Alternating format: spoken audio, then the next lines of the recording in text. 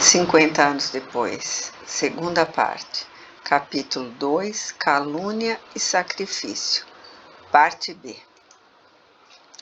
Daí a dias, Hélio Adriano, com sua imponente comitiva, entrava pela porta hóstia, aclamado pela onda espessa do patriciado e do povo.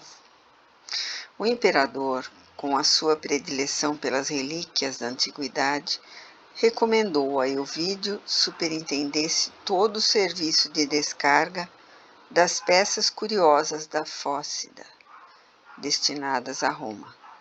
O tribuno, porém, delegando a incumbência a um dos seus prepostos de confiança, dirigiu-se à cidade para abraçar a esposa e a filha. Lucínia e Célia receberam-no com transportes de júbilo indizível. O tribuno, porém, abraçou-as, tomado de enorme surpresa. Ambas se encontravam desfiguradas e doentes. Nada obstante, trocaram-se impressões carinhosas, cheias do encantamento e do júbilo de se reverem. Assinalando essa comovedora alegria, o generoso patrício, amante do lar, retirou de pequena caixa um soberbo bracelete de pedras preciosas, que entregou à esposa como lembrança de Atenas. E deu à filha uma formosa pérola adquirida na Acaia, como recordação da Grécia longínqua. Depois foi um longo desfiar de reminiscências amigas e doces. Alba Lucínia teve de confiar ao marido todas as peripécias de enfermidade, agonia e morte de Quinéio Lúcio. Enquanto a cidade se repletava de espetáculos para ilustrar o regresso do imperador, Elvídio Lúcio e os seus entretinham-se em palestra cariciosa, matando as saudades recalcadas. Todavia, quando os derradeiros clarões do sol preludiavam o crepúsculo, o patrício disse à esposa com grande ternura: "Agora, querida, regressarei à hóstia, onde sou obrigado a pernoitar ainda hoje. Amanhã estarei definitivamente reintegrado em casa, a fim de organizarmos a nossa vida nova. Já me avistei com Fábio Cornélio, que acompanhou o imperador ao lado do prefeito, mas somente amanhã poderei estar com Márcia para ouvi-la acerca de meu pai e dos seus últimos desejos." "Mas as responsabilidades em Hóstia são assim tão imperiosas?" perguntou Alba Lucínia preocupada. "Para os serviços do imperador não teria bastado a ausência de mais de um ano?" "Sim, querida, faz-se mister cumprirmos o dever nas suas características mais severas. Adriano incumbiu-me da verificação de todas as relíquias transportadas da Grécia e não posso confiar tão somente no trabalho dos servos, dado o valor considerável da carga em apreço. Mas não te amofines com isso. Lembra-te de que amanhã aqui estarei para consertar os nossos planos familiares." Alba Lucínia aqueceu com um sorriso triste, como se estivesse em face do inevitável. Seu coração, porém, desejava a presença do companheiro para confiar-lhe imediatamente os seus íntimos dissabores. Ao cair da tarde, a liteira de Elvídio saía de casa apressadamente. Alba Lucínia recolhia-se ao leito cheia de novas esperanças, enquanto a filha voltava às suas meditações. Alguém, contudo, saía da residência do tribuno, cautelosa e apressadamente, sem despertar a curiosidade dos serviçais domésticos. Era Atéria, que se dirigia para o Capitólio. Cláudia Sabina recebeu a sôfrega, fazendo-a entrar no gabinete mais discreto e falando-lhe nestes termos: "Ainda bem que viesse mais cedo. Tenho de tomar muitas providências." Aguardo as vossas ordens, respondeu a criatura na sua fingida humildade. Atéria, volveu Sabina com voz quase imperceptível. Estou vivendo horas decisivas para o meu destino. Confio em ti como se confiasse em minha própria mãe. E entregando-lhe pesada bolsa com o preço da traição, acrescentava: aqui está o prêmio da tua dedicação em favor da minha felicidade. São economias com que poderás adquirir um sítio longe de Roma, conforme desejas. Atéria, cúpida, recebia a pequena fortuna, deixando transparecer estranha alegria nos olhos fulgurantes. A mulher de Lólio Úrbico, todavia, continuava em tom discreto. Em troca da minha generosidade, exijo-te, contudo, o segredo tumular. Ouviste? Essa exigência me é muito grata, creia, dizia a cúmplice. Confio na tua palavra. E depois de uma pausa, olhos perdidos no vácuo, como a manter os seus feitos horríveis, acrescentou: conheces a coluna lactária no mercado de legumes? Sim, não fica longe do pórtico de Otávia. Há muitos anos por ali perambulei, a fim de observar as criancinhas abandonadas. Neste caso, não me será difícil explicar-te o que pretendo. Começou a falar com a velha serva em voz muito baixa, expondo-lhe os seus projetos, enquanto Atéria a ouvia muito admirada, mas aquecendo a todas as sugestões. Cláudia Sabina parecia alucinada.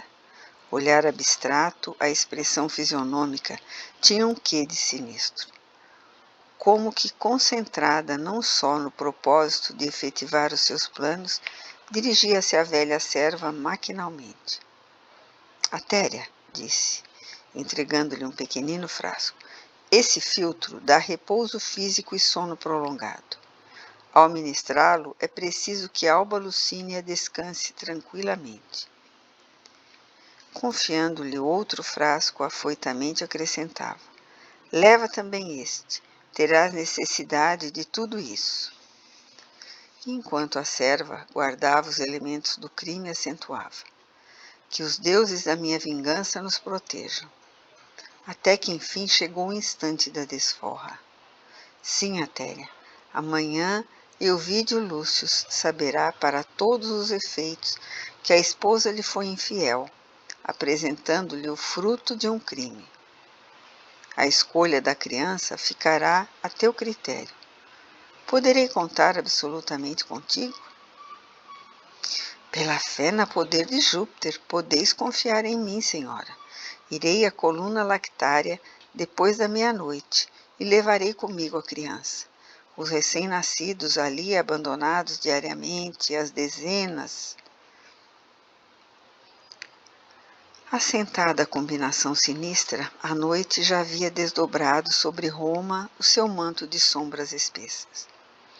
Todavia, enquanto Atéria retornava à casa dos amos, Cláudia Sabina privava-se das festas noturnas do imperador, encaminhando-se à porta de Ostia apressadamente.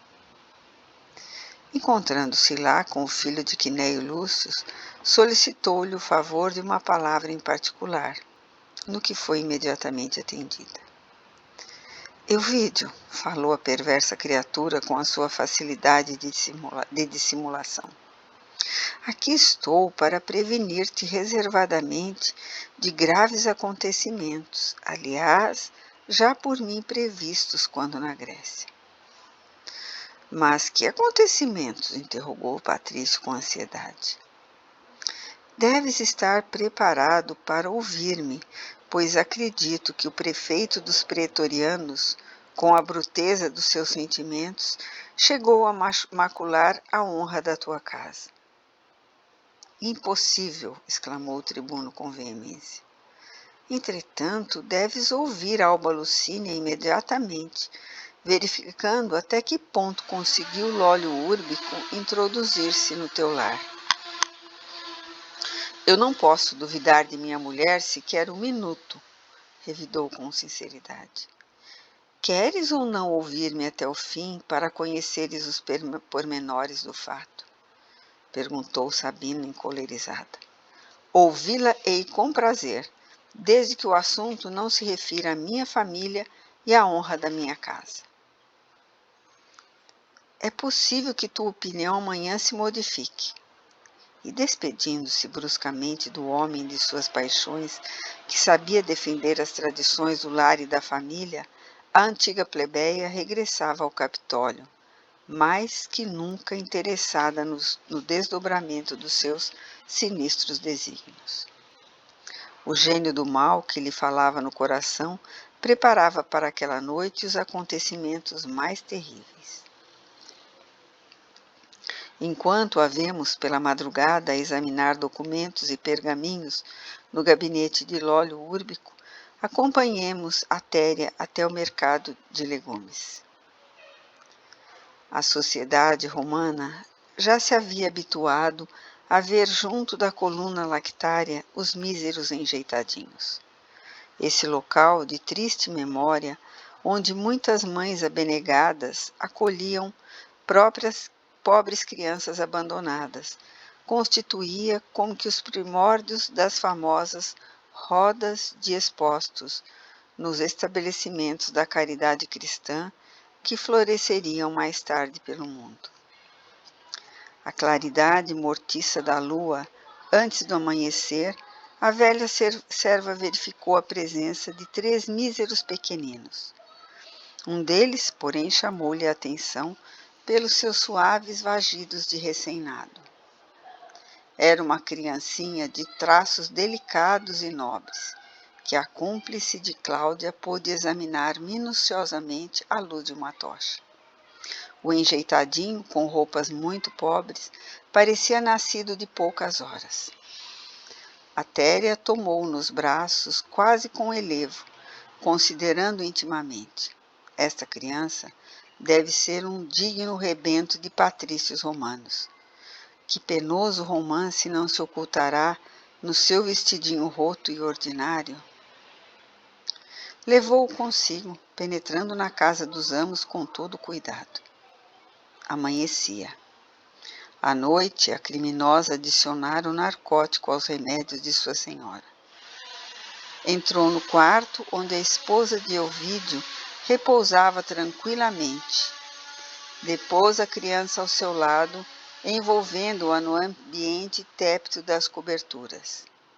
Em seguida, preparou ali toda a encenação necessária, sem que a pobre vítima do filtro, que a mergulhara em longo e pesado sono, pudesse perceber o que se passava. Todavia, o pequenino começou a chorar fracamente, embora a serva criminosa fizesse o possível por acalmá-lo. No quarto contíguo ao de sua mãe, dado o ruído insólito, Célia despertava. Acordou aturdida e sensibilizada. Acabava de sonhar que se encontrava novamente no cemitério triste da Porta Nomentana, como na memorável noite em que pudera rever o bem-amado de sua alma. Figurou-se-lhe contemplar Ciro ao seu lado, enquanto Nestório mantinha a mesma atitude das suas antigas prédicas, perguntando: quem é minha mãe e quem são os meus irmãos? Tinha o cérebro ainda preso de emoções carinhosas e as mais ternas lembranças no coração de menina e moça. Nesse instante, o ruído insólito chegava-lhe aos ouvidos. Vagidos de criança? Que significaria aquilo? Levantou-se apressada com o pensamento ansioso, mergulhado em dolorosas perspectivas. Notando o movimento de alguém que se aproximava, a Téria fez menção de retirar-se à pressa, mas a jovem já havia transposto a porta, verificando-lhe a presença. Contemplando a criança ao lado de sua mãe adormecida e os sinais evidentes de quanto caracterizava o lugar de um parto, presumiu adivinhar o drama com as amargas suspeitas do seu coração filial. Um turbilhão de pensamentos penosos surpreendeu-lhe o cérebro enfraquecido. Sim, aquela criancinha deveria ter nascido ali como consequência fatal de uma tragédia inesquecível. Atéria! Exclamou num gemido. Que significa tudo isso? Vossa mãe esta noite, minha boa menina, respondeu a serva criminosa, sem se perturbar. Deu à luz um pequenino. É incrível, soluçou a filha de Ovídio com a voz estrangulada. Entretanto, é a verdade, revidou Atéria em voz muito baixa. Não dormia auxiliando a senhora em seus sofrimentos. E apontando para a infortunada consorte do tribuno, exclamava quase tranquila. Agora ela dorme e precisa repousar. Célia não podia definir a intensidade dolorosa dos pensamentos que a empolgavam. Nunca acreditara que sua mãe pudesse prevaricar na ausência paterna. Seu coração carinhoso sempre fora, ao seu ver, um modelo de virtudes, um símbolo de honestidade. Certamente, l'óleo úrbico levara a infâmia aos mais pavorosos extremos. Ela bem que lhe ouvira as palavras de conquistador desalmado e cruel. Além de tudo, sua mãe há muito que andava doente. Com certeza, seu coração bondoso e honesto estava cheio de tormentos de compunção e do arrependimento. Sentia pela mãe um enternecimento infinito. Seu pai regressara na véspera, cheio de novas esperanças.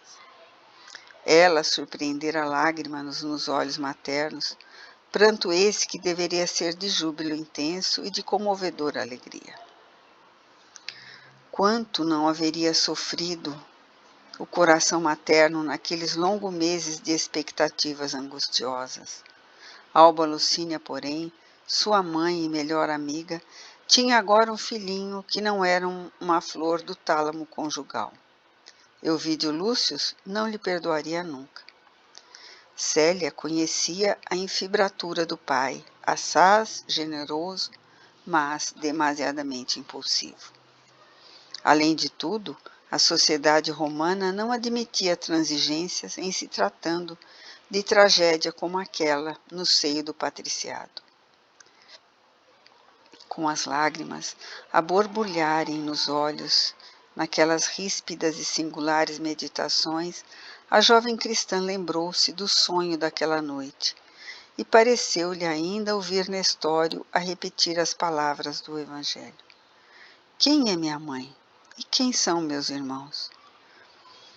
Levando as suas lembranças ainda mais longe, recordou a exortação nas vésperas do sacrifício, quando afirmara que a melhor renúncia por Jesus não era propriamente a da morte, mas a do testemunho que o crente fornece com os exemplos da sua vida. Depois, a figura do avô surgiu espontânea em sua mente. Parecia-lhe que Quinéio Lúcius voltava do túmulo para recomendar-lhe, mais uma vez, a tranquilidade do pai e a ventura da mãe nas provas aspérrimas. De olhos molhados, aproximou-se do pequenino que abrira os olhos pela primeira vez, as primeiras claridades do dia. O enjeitadinho fez um movimento com os braços minúsculos, como se os levantasse para ela, suplicando-lhe conforto e afeto. Célia sentiu que as suas lágrimas caíam-lhe no rosto alvo e minúsculo, experimentando no coração uma ternura infinita. Retirou-o com cuidado, como se o fizesse a um irmãozinho. Sentiu que o coraçãozinho batia-lhe de encontro ao seu, como de uma ave assustada, sem direção e sem ninho. Seu espírito, como que tocado de sentimentos misteriosos e inexplicáveis, estava também povoado das mais profundas emoções maternas. Depois de alguns minutos em que Atéria contemplava surpreendida, Célia ajoelhou-se aos pés da serva, exclamando comovedoramente no seu sublime espírito de sacrifício. Atéria, Minha mãe é honesta e pura. Esta criança que vês nos meus braços é meu filho. Sê-lo-á meu filhinho, agora e sempre. Compreendes? Jamais o direi, respondeu a cúmplice de Cláudia aterrada. Mas ouve, tu que foste a confidente de minha mãe, ajuda-me a salvá-la. Pelo amor de tuas crenças, confirma os meus propósitos. Minha mãe precisa cuidar de meu pai no curso da vida, e meu pai a adora. Se ela errou, por que não auxiliarmos a sua felicidade, devolvendo à sua alma a ventura merecida? Minha mãe nunca erraria de modo próprio. Foi sempre boa, carinhosa e fiel. Só um homem muito perverso poderia induzi-la a uma falta dessa natureza pelos caminhos do crime. Lacrimejante, enquanto a criada a escutava estarrecida, continuou. Cede os meus desejos, esquece o que viste esta noite, considerando que os tiranos dos nossos tempos costumam raptar nobres damas, aplicando-lhe filtros de esquecimento. Minha pobre mãe deve ter sido vítima desses processos miseráveis. Quero salvá-la e conto contigo. Dar-te-ei todas as minhas joias mais preciosas. Meu pai não costuma dar-me dinheiro em espécie, mas tenho dele e de meu avô as lembranças mais ricas. Ficarão contigo. Vendê-las-á onde quiseres. Arranjarás uma pequena fortuna. Mas, e a menina? Murmurou Atéria espantada com o imprevisto dos acontecimentos. Já pensou que essa ideia do sacrifício é impossível? Com quem ficareis no mundo? Vosso pai, porventura, suportaria ver-vos assim, como mãe de uma criança infeliz?